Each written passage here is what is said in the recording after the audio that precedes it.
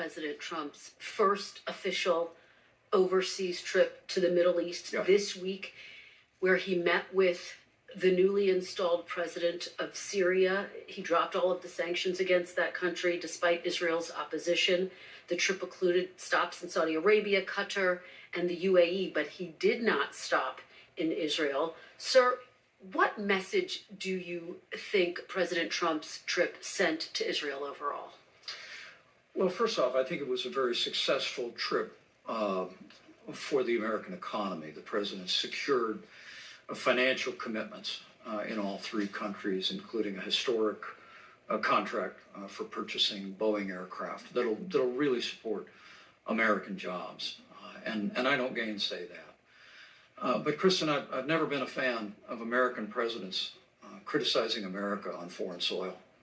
And to have the president in Saudi Arabia questioning America's global war on terror and describing it as nation building and interventionist, I thought was a disservice to generations of Americans who wore the uniform, who took the fight to our enemy, in Afghanistan and in Iraq.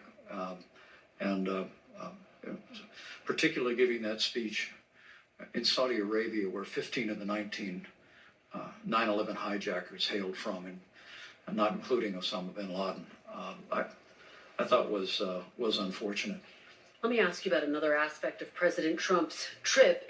He said that he was going to accept a $400 million luxury jet from Qatar to use as a temporary Air Force One. He said he'll eventually donate that to his presidential library. Do you think President Trump should accept a military aircraft from Qatar?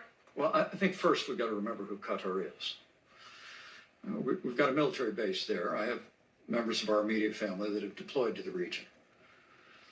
But Qatar has a long history of playing both sides. They support Hamas. They supported Al-Qaeda. Qatar has actually financed pro-Hamas protests on American campuses across the United States.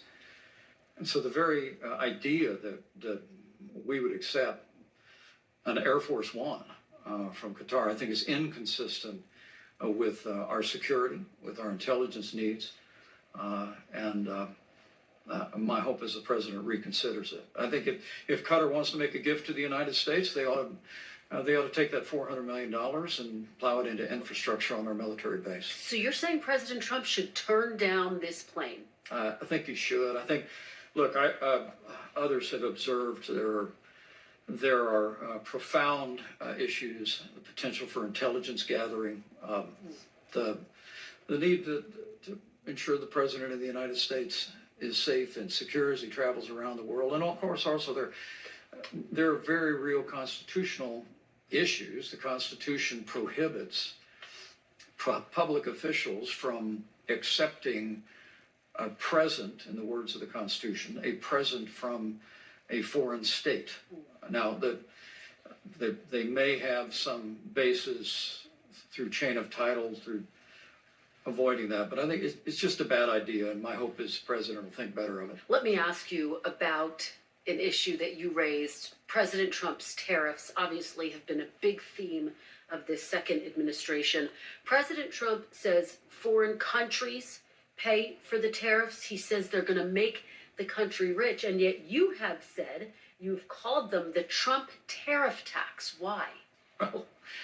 Well, first off, the initial reciprocal tariffs that he unveiled would be the largest peacetime tax hike on the American people in the history of this country. As I said, I'm glad he's paused that. And as we're seated here, I understand the president is going to make an offer to 150 countries. But look, he and I talked many times about trade. Here in Indiana, we're one of the leading exporting states in the country. What we make here, what we grow and raise here, we sell around the world. I've always believed that trade means jobs, but I came to respect President Trump's willingness to use the threat of tariffs to negotiate, as we did with the new trade deal with Canada and Mexico. We renegotiated South Korea. We were well down the road of a trade agreement with Japan, with the UK, with the EU during our time. But there's no question in this administration that he is surrounded, it appears to me, with people that nurture his more protectionist instincts. And and as the president has said to me many times, he has a sense that that other countries pay tariffs. When the reality is, when Americans buy goods overseas, the company that imports those goods in this country pays the tariff, and more often than not, passes that along in higher prices to consumers. And I worry about inflation. We just heard Walmart made the announcement that they'll be raising prices in the wake of these tariffs. My view of tariffs overall is this: we ought to be aggressively negotiating for free trade with free nations.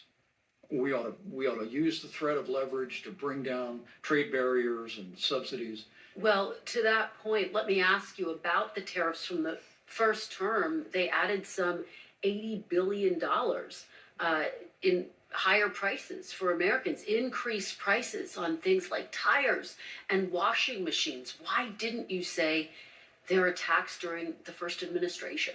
Well, I probably did in the hallways, but the president gets to make the You decision. told President Trump that directly?